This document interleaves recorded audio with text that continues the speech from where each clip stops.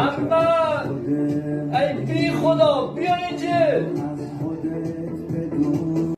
بله بابا چی میگی؟ اگه گذشتی ما همین کلم یک شما رو بزن آقای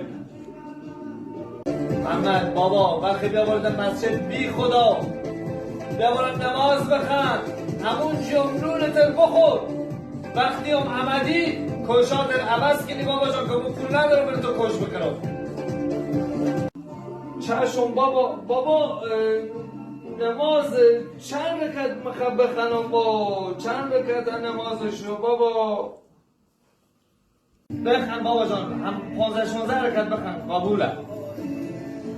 بابا وقتی که تورون شوشتم اول دستم ده پام بکشم یا بکلم. بابا جان هم دست پاتر همه رو او بزن، همه رو از یک دم او بزن. تو ناشوری بلکن بم همو هوا تمیز بری بابا جان.